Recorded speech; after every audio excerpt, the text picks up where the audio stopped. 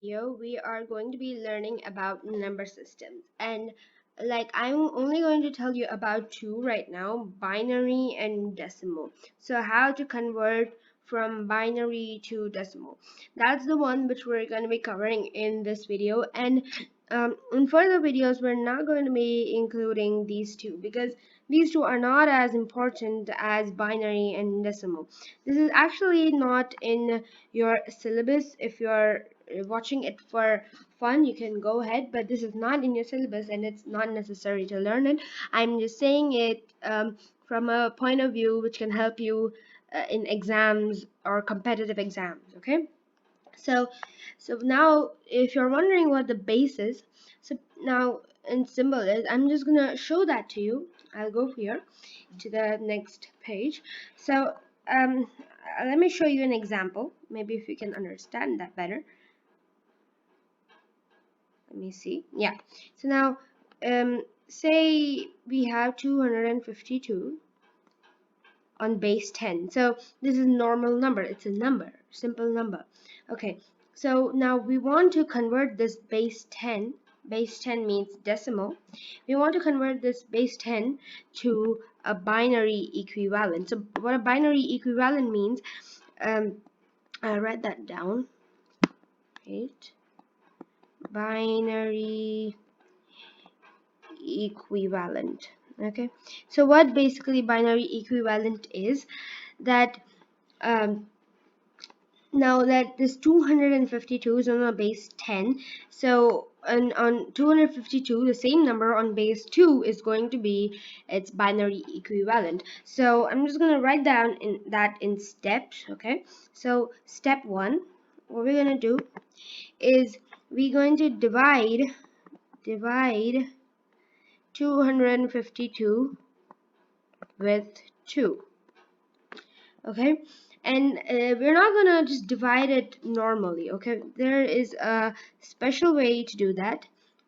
Now I'm just gonna show it to you on the side here. I'm gonna show it on the side. 252. Okay, so now we're gonna continue dividing it by 2 when we have a binary equivalent. If they say, for example, septenary equivalent or octal equivalent, we're gonna do the same by 7 or 8. Okay, now when we do by 2, now we're going to get 126, and there'll be a remainder of 0. Now same, I'm going to continue with 2. I'm going to get 63. If you're wondering how 63, well, I'm going to get, now because 2 times 6 goes in 12, and 2 times 3 goes in 6, I'll be remaining with 63. And then I'm going to do it with 2, but 63 doesn't go in 2, right? So now that's the tricky bit. Now I'm going to write 31 here, and there's a remainder of 1, so I'm going to write the remainder on the side. And again, 31 is not divisible by 2. 30 is divisible, and there'll be a remainder of 1, so I'm going to write 1 on the side by making a line over here. Next, again by 2, there's still going to be a remainder of 1 again, because 2 times 7 is 14, and there'll be a remainder of 1. And again, I'm going to do it 2, and then I'm going to get 2 times 3 is 6, and a remainder 1. And again 2, I'm going to get 1 and remainder 1. 2 times 1, and in the end it's going to be 2, in which I'm going to get remainder 0, and at the end, this is at the end. Okay, in the end right here, I'm just going to write it here because I don't have space. I'm going to get 0 and 1. Okay, so now if you're wondering what all these is, so now in the second step, I'm going to write step 2. So in step 2, now the step 2 is basically this thing which I did right here. This all is step 2. Okay, so now dividing 252 by 2 and writing the quotient and remainder like we did right here, right? This is the quotient, this is the remainder. Now next is step 3. step 3 is we have to do it until we get a 0 over here on this side. So here you see we have a 0, right? So continue until 0. Continue until wait. Continue until 0. And the last step is the most fun according to me. So that's step 4. That is, write the remainders. You need to write remainders from bottom to top. So I'm going to write it here.